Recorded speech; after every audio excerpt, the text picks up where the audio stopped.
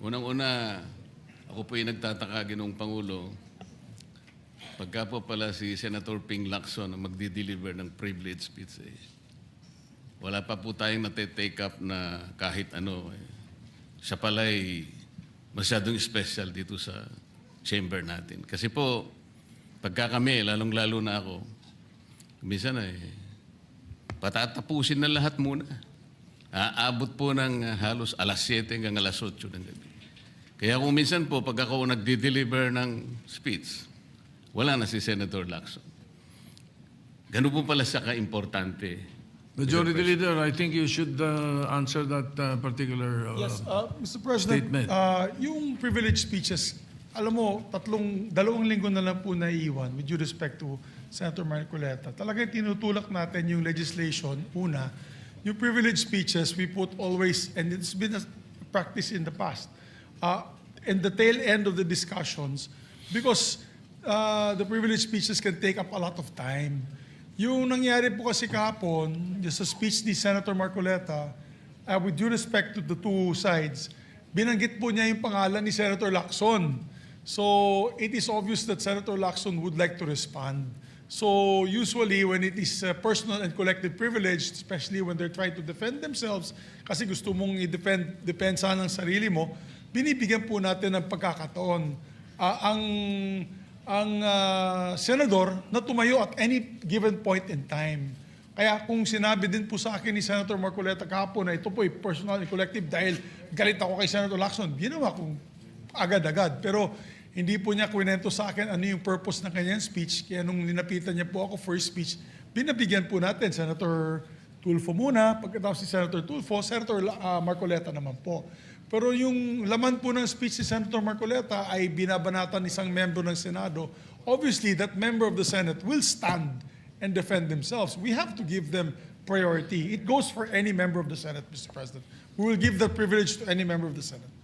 Thank you. All right, thank you. Mr. President, ang sinasabi ko lamang po ay ngayon ko lang po na nakita ang ganitong special treatment.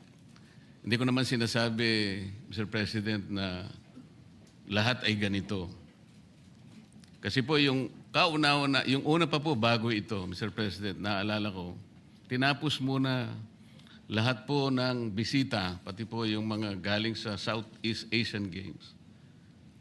At kahuli-hulian nga po, inabot po ako ng alas 8 ng gabi. Yun lamang po. Ngunit gusto ko pong makapagtanong sana sa ating ginagalang na Senator Ping Lacson kung siya po ay papayag. My pleasure, Mr. President. Hindi ko po alam, Mr. President, Your Honor, kung paano ko, sana ko mag-uumpisa sapagkat hindi ako ang subject matter ng aking dineliver na privilege speech kahapon. Kaya kung sagutin at iisa-isahin sa inyo, ngunit ang nangyari, parang ad hominem ang nangyari. Sa akin po, natutukoy lahat ang inyong privilege speech ngayon, samantalang ang inaasahan ko ay sasagutin nyo yung privilege speech kahapon. Kasi kung ganun pong mangyayari, Mr. President, malilihis na naman po tayo sa inaasahan ng ating mga mamamayan. Dito lilitaw ngayon ang nauna pong mga patakarang nakita ko sapagkat kailanman hindi natin makakalimutan at huwag nating kalimutan na talaga pong nilimas po ang kabangbayan. Yun po yung gusto nating pag-usapan dito. Kung sasagutin ko po ng isa-isa ang ibinibintang po ninyo sa akin, maliliis na naman po ang pinag-uusapan na kailangan na po ng taong bayan na malaman na po ang katotohanan. Sino po ang may pakana? Sino po ang mga mastermind sa nangyaring nakawan sa ating kabangbayan? Ito po ay hindi pangkaraniwang pagnanakawan, Ginoong Pangulo. Yun po ba ang gusto niyong mangyari, Ginoong Ping Lacson? Negative po. Sigurado hindi po yun. Bakit kayo po? po naglilihis, sino pa po nagsimula nito? Nung una pong privilege speech ninyo, hindi ko na sinagot kasi ayoko magkagulo. Pero enough is enough. Kahapon, nanonood ako sa aking opisina, gusto kong bumaba, kaya lang malalim na ang gabi at ayoko maabala yung trabaho sa Senado. Kaya nagsabi ako sa ating Senate President, at ito'y na-manifest niya kahapon, narinig ko, na I was told na sasagot ako ngayong araw na ito. Wala pong gustong maglihis sa usaping flood control. Ako nga po, very passionate po ako dyan, mulat sa pool. Wala po kayo rito. Ako po'y talaga lumalaban sa korupsyon. Pagdating sa national budget, pagdating sa lahat ng usapin, hindi nyo po matatawaran ang aking hangarin, maituwid ang lahat ng katiwalian dito sa ating bansa dahil hindi po tayo muusad. Pero enough is enough. Patuloy po kayo sa pag-atake sa akin. Balikan nyo po, res ipsa loquitur. Andyan po lahat eh. Wala po ko inimbento. Salita nyo po lahat yan eh. Sabi nyo, iniinsulto ko kayo. Sagutin nyo po. Totoo po ba o hindi yung ating napanood sa mga video? Totoo po ba o hindi yung aking mga binanggit? Tapos na po kayo. Tapos na po. Kasi po ganito May I eh. suggest that the two gentlemen address the chair instead of addressing each other. Sorry, Mr. President. Pagpaumanhin po ninyo, Ginoong Pangulo, ngunit nakakalimutan po ng ating Senator Ping Lacson na siya po ang nagumpisa sa ngayon lang. Eh. Ako rin po ay defensor ni Vizcaya. Palagi niyang ipinipilit yon. Hindi niya makalimutan ang sinabi ko na nung ako po ay nasa Blue Ribbon Committee, tungkulin ko po kasi na ipaglaban ang sino man, witness man siya, resource person, siya po ang kauna-unahan na nag-apply ng Witness Protection Program. Sa aking palagay po, nung panahon na yon, ay kakailanganin namin siya sapagkat mga pangalang malalaki ang dapat na makuha natin. Hindi naman siya, ang ibig ko sabihin, si Vizcaya po ang mismong nagbigay po ng kanyang kagustuhan.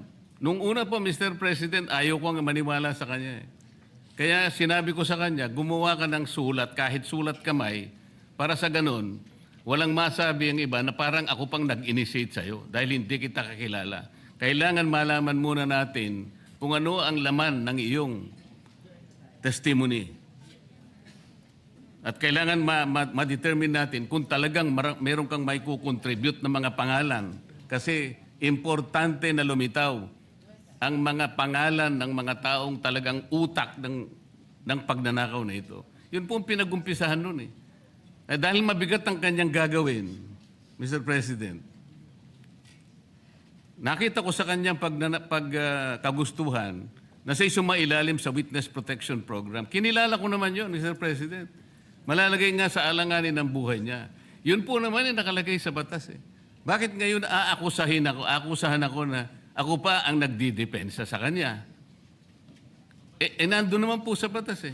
Kaya nga po nang ipilit po ng ating DOJ Secretary na pinipilit niya magkaroon ng restitution, sinabi ko huwag mong gagawin yan. Wala naman sa batas yan eh. Ipipilit ninyo sa pamagitan ng memorandum ninyo na kahit wala sa batas para siya maging katanggap-tanggap na witness protection program witness, ay gagawin ninyong mag-restitute siya. Wala po sa batas yun, Mr. President. Yun po yung nilalaban ko. Kung napagkamalan niya na dinidepensahan ko, hindi po pwede yung ganon, Mr. President.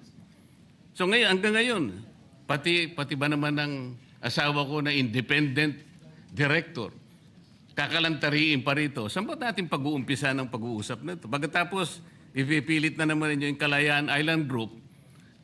Ano po ba patakaran dito, Mr. President? Ginoong Lacson? Kailangan bang samot-samot ang gagawin mo para sa isang privilege speech? Kayo po'y matagal na sa Senado.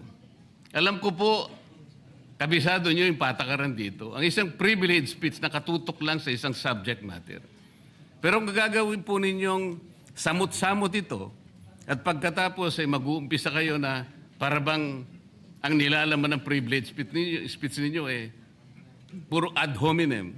Wala po tayong matatapos dito. Ang hangarin po natin dito ay yung subject matter na pinipilit natin sapagkat ito po ang inihintay ng taong bayan. Kung sasagutin ko po ng isa-isa at ang iba po'y sinagot ko na, ay lalayo po tayo. Ang akin pong tinatanong sa aking privilege speech kahapon ay bakit parang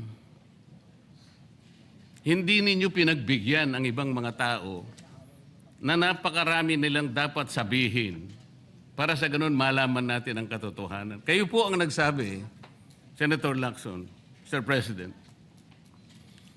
napupuntahan natin lahat ng lugar na kung saan ang ebidensya.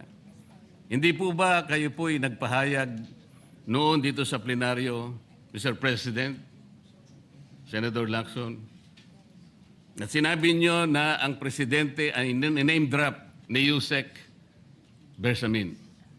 Hindi ko man lang po nakita yung kanyang katauhan na ipinatawag nyo dito. Samantalang napakalaki ng dapat niyang ipaliwanag sapagkat kayo po ang nagsabi sa pamamagitan ng pagtitiwala ninyo sa ibinigay na testimony ni Yusek Bernardo na niname drop niya ang presidente. 100 billion pesos po pinag-uusapan dito na kung saan ang porsyentong tinanggap nila sang-ayon din sa inyong pagpapahayag ay 8 billion pesos. Nagtataka po kami, ang taong bayan, hindi nyo man lang pinatawag si Yusek Bersamin. Nagtataka din po ako. Alam po ninyo ito. Nakiusap, nagpresenta si ex-Governor Chavit Singson. At iminungkahi ko po sa inyo at ang sabi nyo, sige po, sa susunod na pagdinig natin, ay iimbitahan natin siya. Sapagkat marami raw siyang gustong ibahagi sa ating pagdinig tungkol sa mga project sa Ilocos. Ngunit hindi po nyo tinawag. Yun po yung pinagtataka. Ito po yung gusto ko sanang sagutin ninyo. Sa akin po, wala nang kwenta kahit na ako'y patutsadahan ninyo, na ganito ako, ganito kami, ganyan. Hindi na po mahalaga sa akin yun eh. Ang mahalaga po, Mr. President, ang taong bayan ngayon na naghihintay ng kasagutan sa maraming katanungan nila kung magagawa pa natin na buklatin lahat ang dapat buklatin. Kilalanin kung sino dapat kilalanin. Ang gusto ko pa po sana, Mr. President, sana sagutin po ninyo, Senator Lacson. May I respond, Mr. President? May I respond, Mr. President? Yes, please, go ahead. Mr. President, Your Honor, have you read the partial committee report?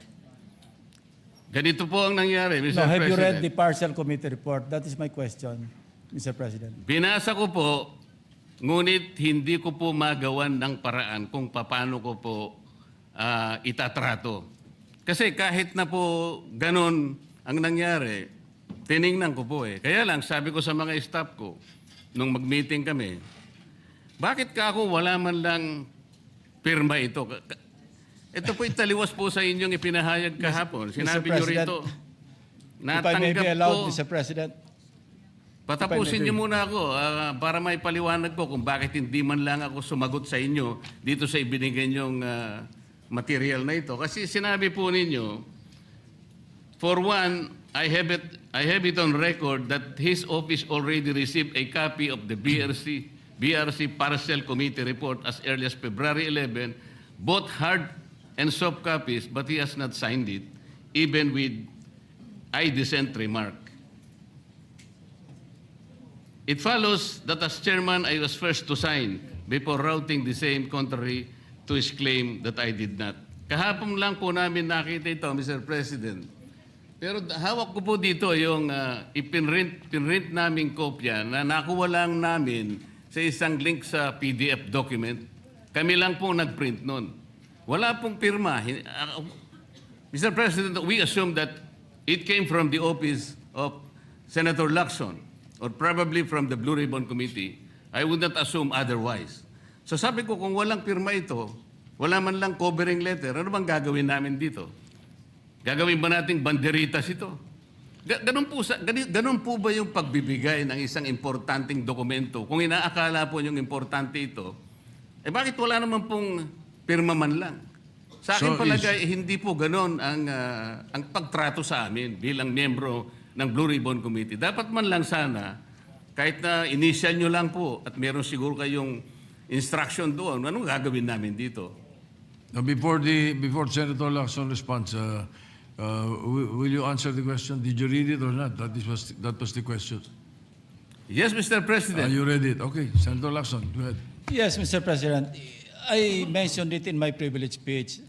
Binigyan po natin ng tiki-tiki isang kopya na may watermark ng kanilang opisina. Una, nagkaroon po tayo ng isang masamang experience na nag-leak